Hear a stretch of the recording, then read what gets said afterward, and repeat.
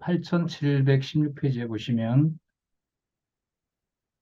개인 생활에 대한 권고 다 보겠습니다. 세 번째 단락 볼게요. 일찍이 여호와 하나님께서는 모세로 출애굽 당시 이스라엘 자손에게 상전과 종을 비롯해 가족과 이웃에 대한 개인 생활의 율례를 명하도록 섭리하셨다. 음, 순서는 이렇게 될 것 같아요. 출애굽기 21장 강론집으로 보면 1권이잖아요. 강론집 1권을 이제 처음에 출애굽기 21장을 쓸 때는 지금 여기 등장한 이 에베소서 내용을 거기다 안 실었을 수도 있어요. 자, 그런데 출애굽기를 쓰고 이제 구약 다 쓰고 에베소서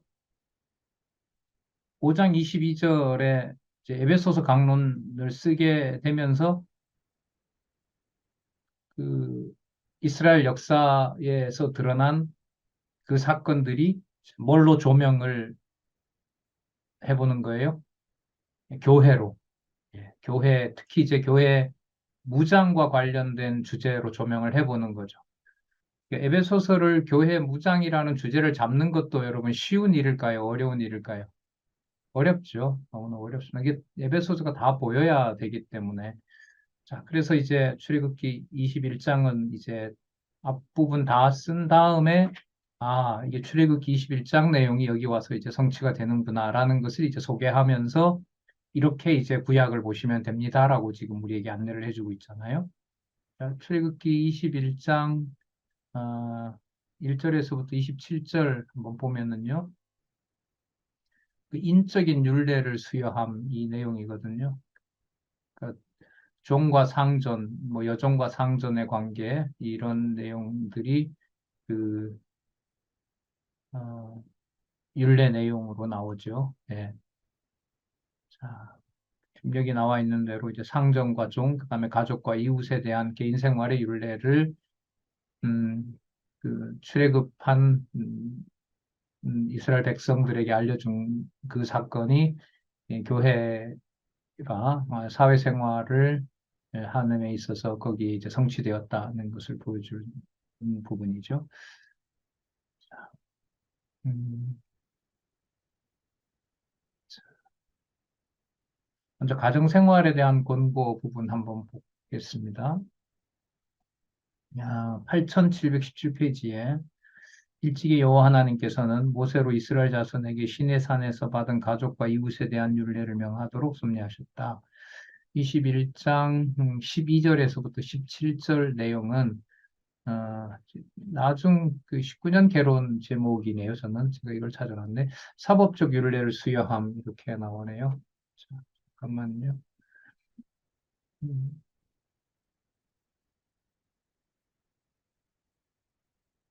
출애굽기 21장이죠. 네, 21장. 맞네요. 사법적 율례를 수여함 이렇게 나오네요.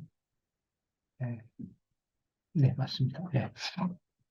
자, 그 다음에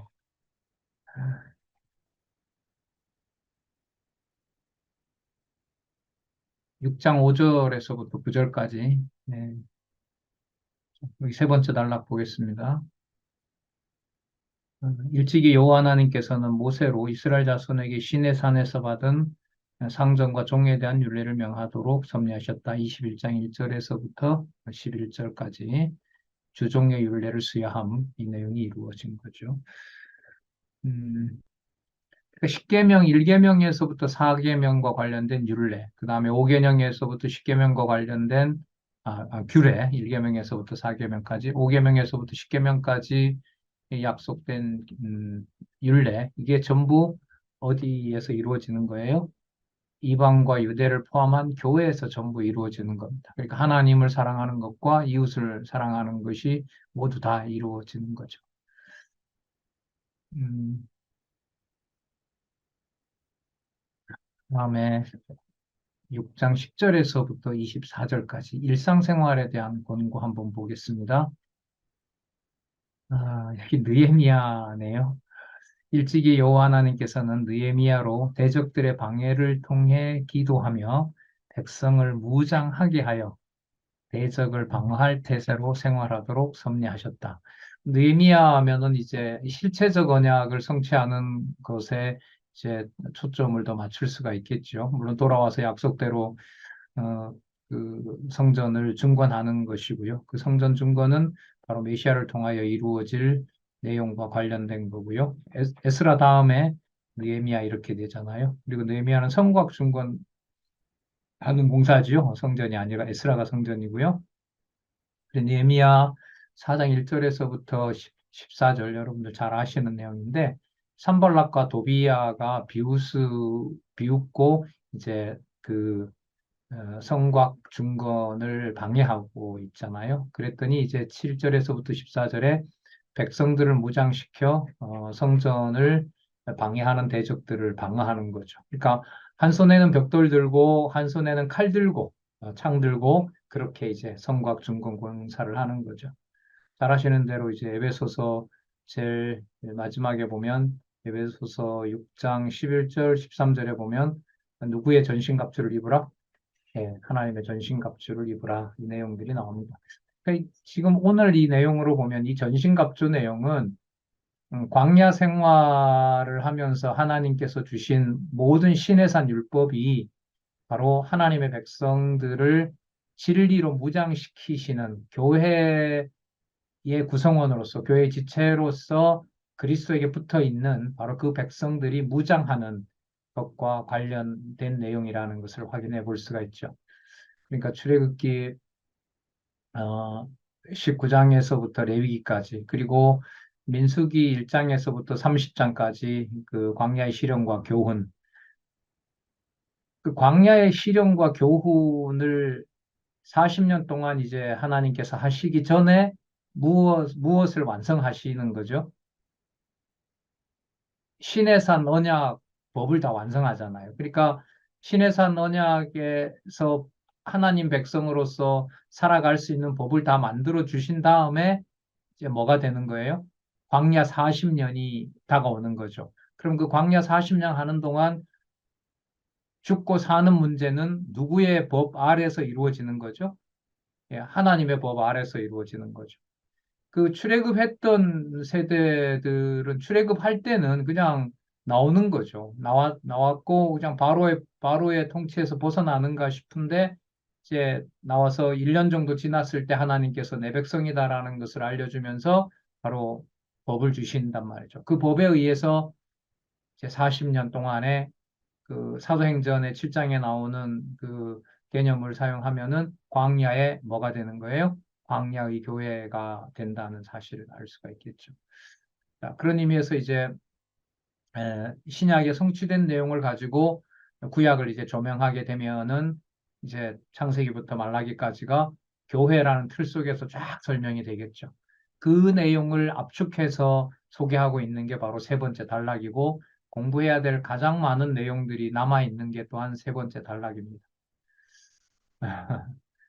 여러분, 우리보다 열심히 공부해가지고 세 번째 단락에 이런 근거들이 뭐 몇 절이 나오건 뭐 예를 들면 한쪽 가라고 나오건 출애굽기에 나오건 아니면 출애굽기에서부터 뭐 신명기까지 나오건 아니면 창세기에서부터 에스더서까지 나오건 그런 근거가 딱 나왔을 때 에, 그 이렇게 서스럼 없이 에, 그 뭐 몇 장 몇 절까지 다 외우진 않더라도 뭐 양쪽 가로 혹은 한쪽 가로 그런 어떤 의미 중심으로 그리스도 중심으로 그렇게 그 공부한 후배가 이렇게 강의를 쫙 하면 참 소름 돋지 않겠어요?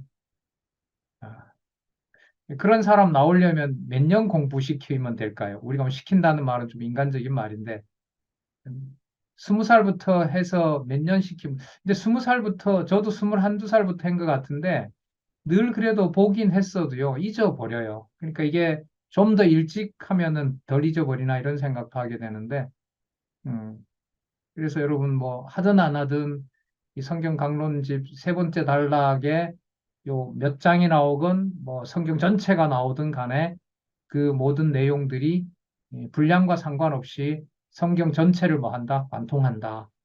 분리되질 않는다. 창세전에서 반드시 모아진다. 그걸 어느 구절을 제시하더라도 탁탁탁탁 설명하고 하면서 성경은 요 구조로 된 요대로 봐야 되고 정황무한 하나님의 말씀입니다. 이걸 바로 성령께서만 하십니다. 그런 딱 그 강의를 할 수 있는 다음 이 세대들을 하나님께서 좀 허락해 주시면 안 좋겠나 이런 간절한 마음입니다. 이게 우리 같이 해보지만은 이거는 뭐 대충 이렇게 봐서 될 문제가 아니기 때문에 자, 성도의 무장을 공부한 8729페이지 한번 볼까요? 8729페이지 어디가 나오나요? 일찍이 여호와 하나님께서는 이사야 선지자로 공의와 성실 및 의와 구원 등으로 무장하고 원수에게 보응할 것을 예언하도록 섭리하셨다. 이 구절 찾아놓은 것은 이 전신갑주와 관련해서 참 놀랍다 싶어요. 이런 구절은 어, 뭐 저는 도저히 못 찾을 것 같습니다. 자, 한번 볼게요. 이사야 41장 4절에서부터 5절. 공의로 빈핍한 자를 심판하며 정직으로 세상의 겸손한 자를 판단할 것이며 그 입의 막대기로 세상을 치며 입술의 기원으로 악인을 죽일 것이며 공의로 그 허리띠를 삼으며 성실로 몸의 띠를 삼으리라. 자, 그 다음 59장 17절. 의로 호신경을 삼으시며 구원을 그 머리에 써서 투구를 삼으시고 보스로 속옷을 삼으시며 열심을 입어 겉옷을 삼으려고. 전신갑주가 벌써 여러분 이사야서에 예언이 되고 있네요. 근데 아마 이사야 강론집에 가면 메모가 돼 있겠죠. 이 정도 나왔으면 이거 전신갑주다라고 이제 우리 선지서 그래도 한 3번 했잖아요. 대학반에서 아마 이런 메모들이 돼 있지 않을까 싶습니다. 어쨌든 이사야는 우리에게 의미가 있죠. 자손 땅 통치 언약이 이제 그림자가 아니라 어떻게 실체로 이루어질 그리스도에게로 향하는 그 말은 교회와 연관된 그 부분이라는 것을 우리가 기억할 수 있겠죠. 그 다음에 8732 기도와 안부로 교제함 사무엘상 20장을 소개하네요. 일찍이 여호와 하나님께서는 다윗으로 요나단과 사랑의 교제를 통해 사울 왕이 죽이려 하는 위기 상황을 알아 피신하도록 섭리하셨다. 20장 내용에 보면 다윗이 요나단에게 사울의 뜻을 알려달라고 부탁하고 요나단이 알려줍니다. 그리고 그 요나단이 너 나라가 잘 됐을 때 나를 멸하지 말아라 해서 이제 다윗과 요나단과 언약을 맺고요. 요나단이 다윗에게 사울의 뜻을 전할 암호를 알려주고 요나단이 사울 왕의 물음에 대하여 약속대로 대답하고 사울이 요나단에게 노하여 다윗을 죽이겠다고 하고 다윗이 사울 왕의 뜻을 알고서 요나단과 울면서 작별하는 것. 자, 이 부분도 참 흥미롭죠. 이거 요나단 좋은 아들이에요? 나쁜 아들이에요? 예? 지아비를 배신한 거죠, 이게. 이게 이해가 안 돼요. 이게 여호와 계시가 아니면 이걸 어떻게 설명을 할 수가 있겠어요? 자, 이건 진짜 이거는 예. 그럼 전신갑주에 이 내용이 있는 거 보면은요. 전신갑주는 누구를 배신할 수도 있어요. 아버지를 배신할 수도 있는 일이 벌어져요. 그런데 이게 여러분 웃을 일이 아니고 그리스도가 오셔서 유대 가족들을 모읍니까? 해체시킵니까? 해체시키잖아요. 딸과 뭐 아니지. 며느리와 어미가 아비와 딸이 그 다음에 셋이 둘을 대적하는 일들이 벌어지면서 그리스도의 교회를 세워가시겠다는 약속을 해주시잖아요. 자, 그다음 네, 이렇게 해서 어, 교회 진리를 통한 무장 에베소서를 다 마쳤습니다. 그다음 바로 가보도록 하겠습니다. 빌립보서부터 데살로니가 전후서 교회 생활을 통한 무장 보겠습니다. 음, 진짜 뭐 에베소서는 싹 담겨 있네요. 어, 창세기부터 에스더, 그다음에 아까 잠언도 나왔죠. 그다음에 이사야부터 다니엘도 나왔으니까 선지서 전부 다 하네요. 전부 다 그 근거를 두고 그다음에 그 에베소서 내용이 성취된 거. 이런 것 같아요. 신약의 분량이 적은데 신약의 그 개념 하나하나 사건 하나가 뭘 크게 담아요. 구약이 일어난 큰 사건을 하나로 담아요. 그래서 신약 성경이 분량이 적다고 해서 그게 빨리 이해되는 게 아니에요. 왜냐하면 그 개념들 오늘 에베소서 보신 것처럼 뭐가 통째로 다 사건마다 들어와 있어요. 구약 전체가 다 들어와 있는 거예요. 50년 시간을 돌려주면은 다른 거 아무것도 안 하고 나는 성경 신학만 전공하겠다. 여기 들어오신 분들은 다 그런 마음으로 사실 것 같아요. 50년 돌려주면 딴 거 하시겠어요? 성경 신학 하시겠어요? 네, 성경 신학 하실 것 같아요. 저요? 저는 좀 딴짓 좀 할 것 같아요. 다른 거 좀 공부 다 할 것 같아요. 음, 예, 자, 농담이고요. 예, 뭐 시간을 어떻게 써야 되는지 진짜 세월을 뭐 그런 의미로 말하는 건 본문은 아니지만 세월을 아끼는 지혜를 그래도 좀 얻지 않았나? 많이 얻었죠, 사실. 자, 교회 생활을 통한 무장 한번 가볼까요? 여러분, 이 교회 생활은요, 그 현실 생활을 말할까요? 하늘과 땅이 통일된 신령한 교회 생활을 말할까요? 예, 후자예요. 그거 염두에 두셔야 된다고 말씀드렸죠. 요즘 저 화요 강좌도 이 부분 하고 있고, 그 다음에 8740페이지, 8740페이지에 보시면 민수기 31장 1절에서부터 12절이네요. 8739페이지 읽어보겠습니다. 일찍이 여호와 하나님께서는 모세로 이스라엘 1,000만 명 중 각 지파에서 1,000명씩 1만 2천 명을 무장시켜 미디안을 쳐서 멸하도록 섭리하셨다. 자, 민수기 31장 1절에서부터 12절. 그럼 여기 보면 전쟁 개념이죠. 그러니까 아까 에베소서 6장이 뭐로 끝났냐 하면 하나님의 전신갑주로 끝났기 때문에 전신갑주로 끝났기 때문에 교회 생활을 통해서 무장한다는 말은 어떤 모드가 될까요? 전투 모드가 되는 거죠. 자, 그래서 광야에서 하나님의 말씀을 듣고 대열을 정비한 이스라엘 백성들이 어디를 친다? 예, 미디안을 친다. 이렇게 연결해도 뭐 너무 분명하죠. 그다음 복음에 합당한 생활 빌립보서로 가서 볼까요? 아, 여기네요. 참. 이게 출애굽기부터 역대상일까요?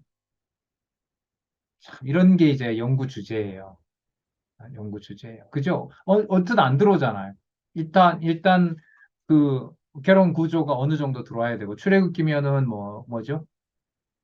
자손 언약 성취 섭리도 있고요. 그다음에 출애굽기, 레위기, 민수기, 신명기, 여호수아 그 역대상까지 가면 통치 언약까지 다 들어가요. 맞죠?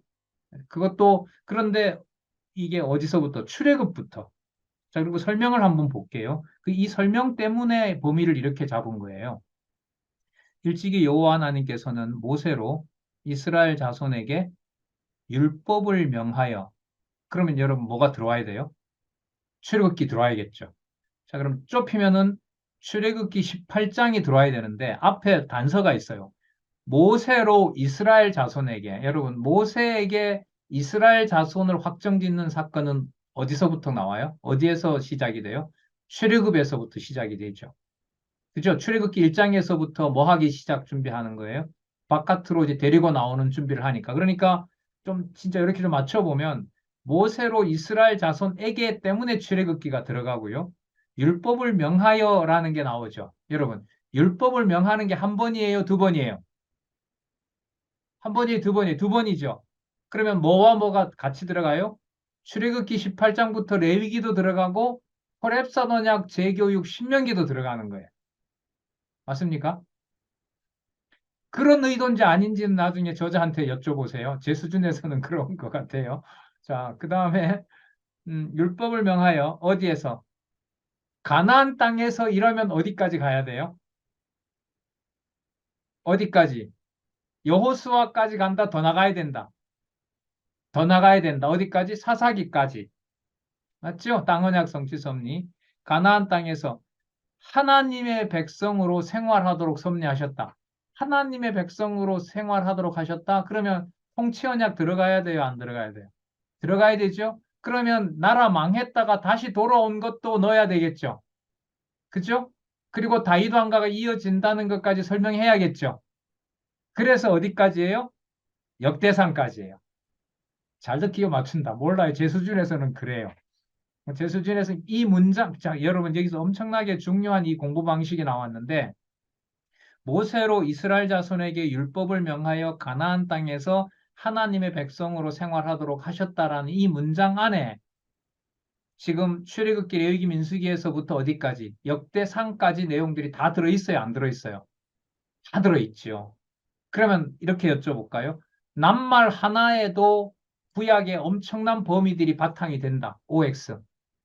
명백하게 O인 거예요. 그러면 여러분 여기 이런 생각을 하는 사람하고요. 이런 성경관을 가진 사람하고 그냥 그 몇 장 몇 절에 얽매인 사람하고 내 자신의 교회 생활을 부분에 빠져서 막 거기에서 허우적대는 것하고 그 한 사건에서 넓게 그리스도가 통치해 간다라는 것을 보는 것하고 여러분 신앙생활의 차이가 질적으로 다를까요? 아주 다를까요?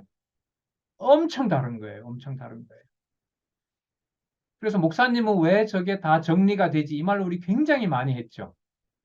그 답이 여기에 나온다고 보면 돼요. 어떤 한 사건, 한 단어에서 무엇인가에서도 잘 나오지만 뭐가 다 나와 있어요? 어디가 다 들어가요? 성경 전체가 그 속에 다 들어있는 거예요. 그걸 물론 여러분 성령께서 잡아주시고 성령께서 생각나게 해주신다는 거 이거는 너무너무 중요한 거죠.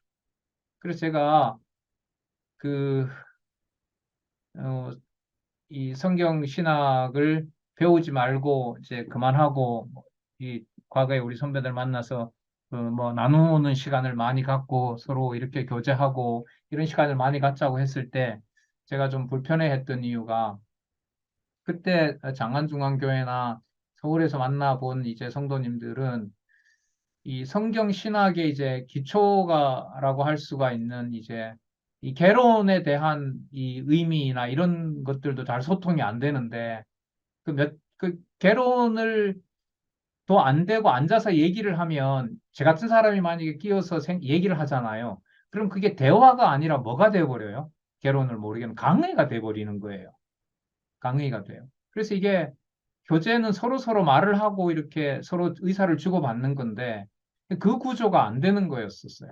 그래서 저는 이제 그때도 일단은 좀 착실하게 가르치고 안내하는 사람들은 좀 일단 좀 안내를 빠른 시간 내에 따라올 수 있도록 해주는 그런 시간이 전 좀 필요합니다라고 해서 이제 의견 이제 충돌이 좀 많이 있었거든요. 근데 뭐 제 말을 맞다고 증명하려는 게 아니라 지금 이 경우로 보면 얼핏 딱 봤을 때 하필 창세기도 아니고 왜 출애굽기부터 또 역대상이야? 여기에는 분명히 저자가 실수가 아니라면 뭐가 있는 거죠? 의도가 있는 거죠. 그리고 범위가 작아요, 넓어요? 넓잖아요. 역사서 전체가 들어오죠. 그럼 여기 이런 인용 방식에서 이 저자는 이 세 번째 단락의 근거를 잡을 때 어떤 생각을 하는 거냐. 그래서 지난번 기억나실 거예요. 제가 이렇게 했을 때 구조는 전제가 된다라 전제를 반드시 해야 된다. 그렇습니까? 라고 제가 질문을 드린 거죠. 물론 맞다고 얘기를 한 거고. 근데 우리가 해봤지만은 개론 구조 없이 범위가 넓은 근거가 나올 때 이게 소화가 돼요, 안 돼요? 안 되잖아요. 안 되죠? 여호와 계시로 안 가요. 그런데 개론에 어느 정도 몇 가지만 알아도 뭐가 돼요? 바로 다 정리가 되는 거죠. 이게 바로 여러분 세 번째 단락에 이 바탕을 둔 우리가 교회 생활과 가정교회도 마찬가지고요. 모든 교회 생활을 볼 수가 있는 거예요. 그 사소한 어떤 한마디에 걸려서 넘어지느냐, 큰 틀에서 40년을 이끌어 가시는 하나님의 전체 섭리를 보느냐, 그 차이가 공부 방식에서 차이가 난다는 거예요, 저는. 개념 하나를 전체 하나님 계시로 연결시키는 생각을 가진 자와 한 구절을 그 구절에 매여서 이게 뭔 뜻인가 그리고 이 문제를 어떻게 풀어가나 또 어떤 협소한 그런 생각을 가지고 교회 생활을 보는 거나 이게 저는 영향을 준다고 보는 거죠. 예. 그건 이제 이 개론 구조의 바탕을 두고 여호와 계시로 쭉쭉 빠르게 갈 수 있는 그런 이제 공부가 반드시 필요하다 이런 생각이 듭니다. 자, 합당한 생활에 실제로 한번 가볼까요? 이미 거의 빌립보서 앞부분에 이 주제 설명하면서 거의 이렇게 다 벌써 나왔다고 할 수가 있는데요. 8741페이지 한번 가볼게요. 무리가 은혜에 참여함 이렇게 나오네요.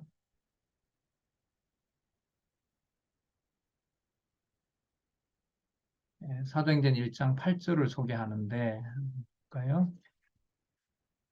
일찍이 여호와 하나님께서는 예수께서 제자들에게 성령이 임하시면 권능을 받고 땅 끝까지 이르러 증인이 될 것을 예언하도록 섭리하셨다. 자, 복음에 합당한 생활을 설명하기 위해서 음, 사도행전 1장 8절에 예루살렘은 안 나오죠. 여기에 어디까지? 땅 끝까지 이르러 증인이 된다고 말씀을 하시죠. 이제 땅 끝까지 이르러 증인이 된다는 것은 어, 약속이기 때문에 어떠한 핍박과 어떠한 환란이 있더라도 반드시 뭐 하게 된다는 거죠. 복음은 전파된다라는 거죠. 왜냐하면 이 빌립보서가 여러분 뭐라고 보통 제목을 얘기합니까? 옥중서신이라고 하잖아요. 그러니까 옥중서신은 그 복음을 전하기에 인간적으로 좋은 상황이에요. 어려운 상황이에요. 어려운 상황이잖아요. 그러나 하지만 아무리 그래도 1장 8절에 땅끝까지 간다고 했으니까 누가 어떻게 막더라도 어떻게 된다? 반드시 간다. 그래서 예루살렘이 이게 중요한 게 아니에요. 여기서는 땅끝까지 복음이 증거된다. 이것을 합당한 생활의 실제로 보고 있는 겁니다. 자, 그 다음에 무리가 은혜에 참여함. 일찍이 여호와 하나님께서는 모세로 하여금 하나님을 사랑하고 계명을 지키는 자에게는 천대까지 은혜를 베푸실 것을 예언하도록 섭리하셨다. 출애굽기 20장 6절. 나를 사랑하고 내 계명을 지키는 자에게 천대까지 은혜가 베풀리라. 천대까지 은혜가 그러면 이거는 유대만 해당할까요? 유대 이방을 다 포함하는 걸까요? 유대 이방을 다 포함하는 것이고 천대는 결국은 아담에게 얘기했던 언약이 택한 백성을 이 땅에서 하나라도 놓치지 않고 다 뭐 한다. 다 불러 모은다라는 거죠. 정복한다 이 말이고 그 땅 끝까지 이른다는 것하고 관계가 되겠죠. 그 다음에 매임의 유익을 기뻐함. 자, 본문 내용에 내려온 제목이죠. 이것은 거의 의미 보다가 본문 내용의 바탕을 둔 이제 의미 제목이라고 할 수가 있겠습니다. 일찍이 여호와 하나님께서는 예수께서 제자들에게 자신의 이름을 인하여 사람들이 손을 대어 핍박하여 옥에 넘겨줄 것을 예언하도록 섭리하셨다. 그럼 복음서 근거를 딱 대고 있네요. 여러분 복음서 근거 누가복음 21장 15절 내용이 복음서로 끝날까요? 아니면 복음서 이전에 구약의 약속이 되어 있다는 말일까요? 왜? 아까 이미 뭐가 어렸으니까. 복음에 합당한 생활하면서. 출애굽기부터 어디까지? 역대상까지가 나왔으니까. 그러면 그 환란 받는다라는 내용들이 여러분 출애굽기하고 그 역대상 사이에 보면 조금 나와요. 굉장히 많이 나와요. 굉장히 많이 나오죠. 그러니까 이미 다 포함하고 있는 거예요. 여기서는. 자, 그 다음에 합당한 생활의 원리로 가서 한번 볼까요? 합당한 생활의 원리. 합당한 생활을 가능하게 하는 원리는 뭐냐? 여러분, 이거 기억하시면 돼요. 그는 근본 하나님과 본체시나, 자기를 비워 종의 형체를 가져 죽기까지 복종하셨으니 십자가에 죽으심이라. 이제 그 내용 보시면 됩니다. 자, 볼게요. 그 내용 생각하시면서 볼까요? 8753페이지, 마태복음 22장 34절에서부터 40절. 일찍이 여호와 하나님께서는 예수께서 바리새인들에게 하나님을 사랑하고 이웃을 사랑하는 것과 율법과 선지자의 강령을 알려주도록 섭리하셨다. 결국은 하나님 사랑하는 것이 뭐하고 직결된다? 이웃 사랑하는 것과 직결된다. 22장은 여러분 왕국의 특성을 가르치던 내용이거든요. 마태복음에. 왕국의 특성을 가르친다는 말은 어디에 있는 왕국을 말할까요? 하늘에 있는 왕국을 말하는 거죠. 하늘에 있는 왕국에 합당한 생활. 그건 결국 누구를 사랑하는 거죠? 지체를 사랑하는 것하고 직결되는 겁니다. 다음 생활의 기본을 알려줌. 자, 8754.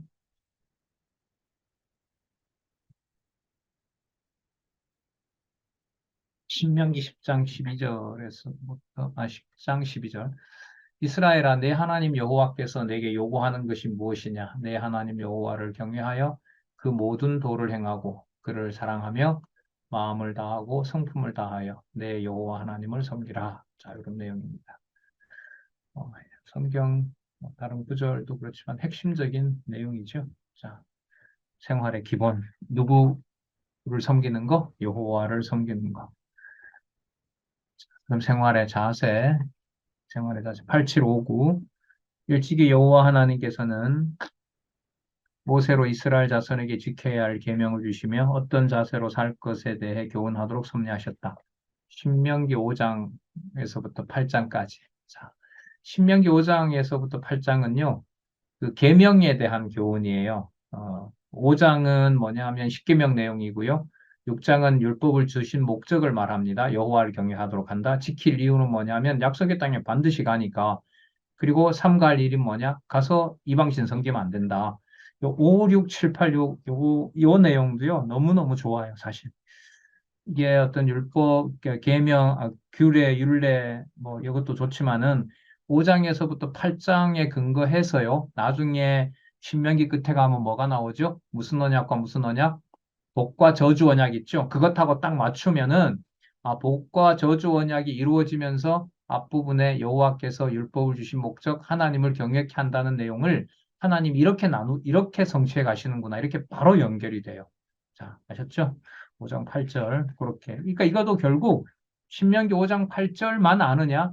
신명기 전체 내용이 복과 저주로 끝난다는 걸 아느냐와 여러분 차이가 조금 있을까요? 많을까요?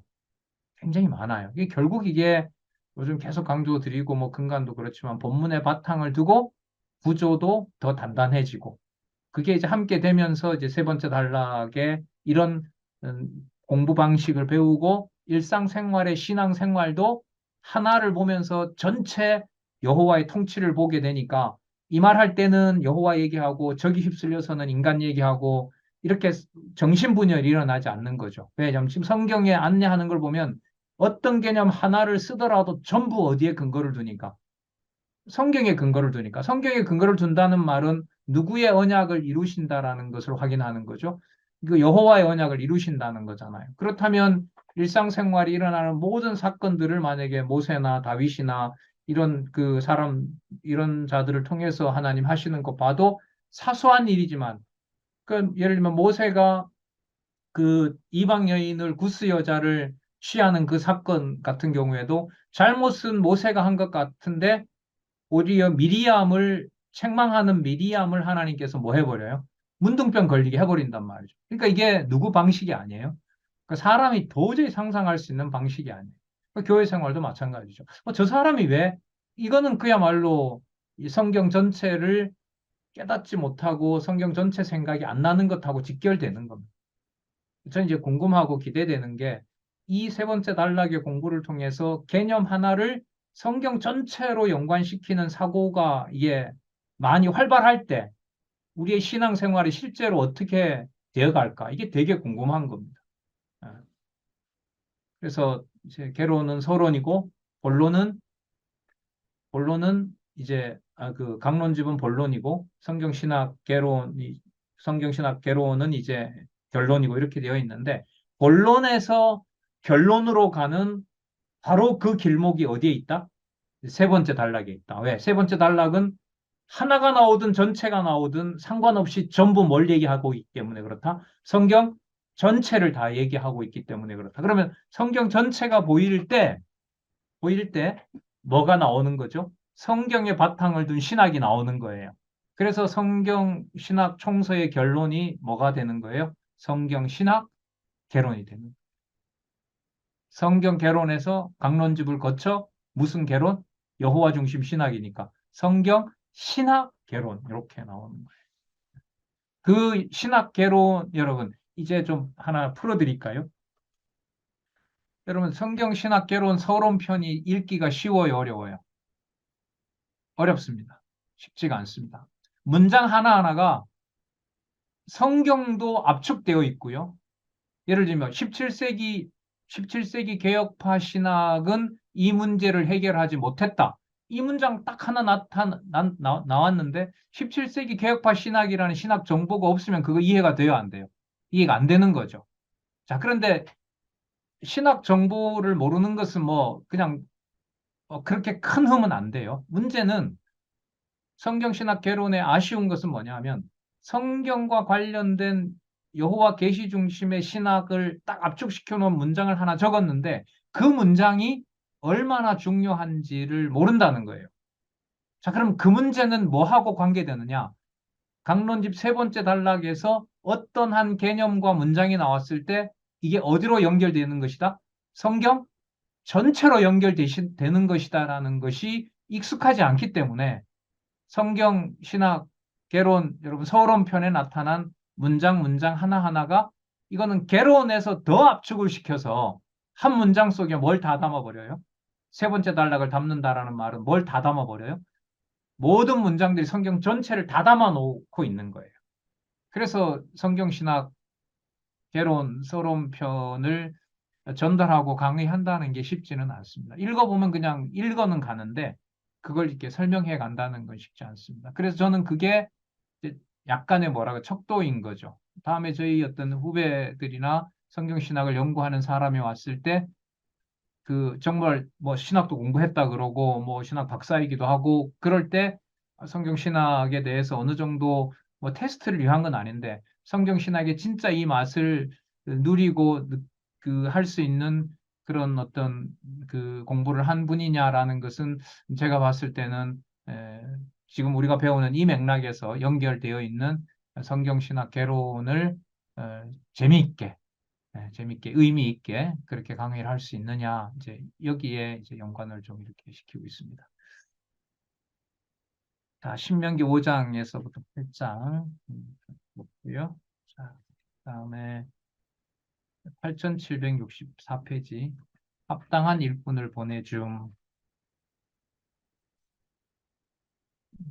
중간에 이런저런 얘기를 길게 안 했으면 16권 다 마칠 텐데 여기까지 하겠습니다.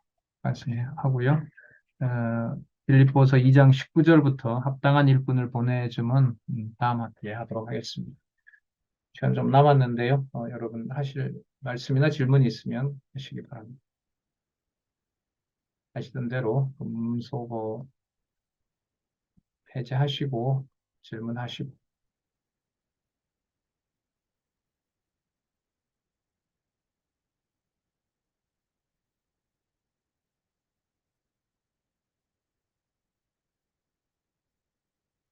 없습니까?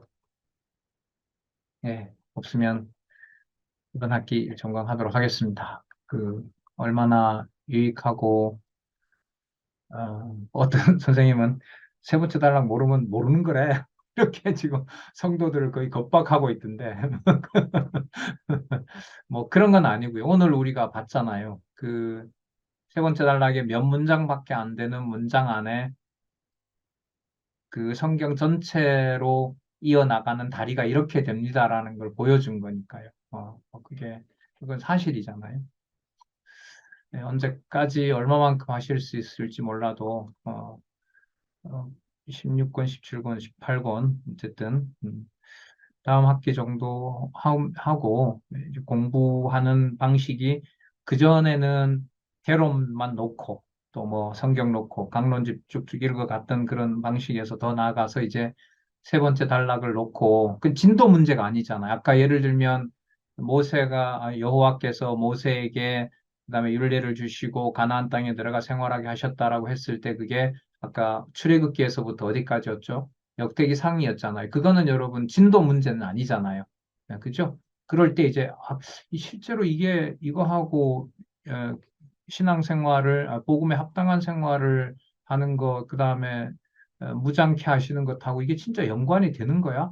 저기 수백 명의 인물들이 나오고 수백 가지 사건이 나오는 건데 그 사건들이 전부 여기에 다 연관이 돼?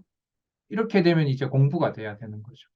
어, 뭐, 자, 그런 모임들의 좀 공부도 좀 생겼으면 좋겠다 싶습니다. 왜 혼자 하기가 좀 일들이 많으니까요. 저처럼 이렇게 늘 볼 수 있는 환경이 아니기 때문에. 하지만 이 세 번째 단락을 지나갈 수는 없고, 이것도 우리가 같이 숙고하고 또 숙달을 하고 그렇게 지나가야 되지 않나 싶습니다.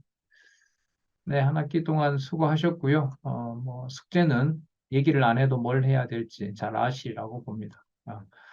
자, 수고를 하셨습니다. 기도하겠습니다. 하나님 아버지 감사합니다. 진리의 말씀 아래 거할 수 있도록 너무나 좋은 선배의 연구를 하나님께서 허락해 주시고 이렇게 진리의 말씀 한 구절 한 구절이 하나라도 땅에 떨어지지 않고 모두 기록한 그 말씀 안에서 이해가 될 수 있도록 인도해 주셔서 하나님 너무나 감사합니다. 하나님, 그때 함께 하신 하나님께서 저희들에게도, 그리고 다음 세대에게도 성경을 하나님의 절대 진리로 확인하고 전하고 전파하는 세대가 이어질 수 있도록 하나님의 무한한 긍휼과 자비를 구합니다. 다시 한번 오묘한 진리를 깨닫게 해주신 하나님께 감사드리오며 예수님의 이름으로 기도드렸습니다. 아멘. 네, 감사합니다. 수고하셨습니다.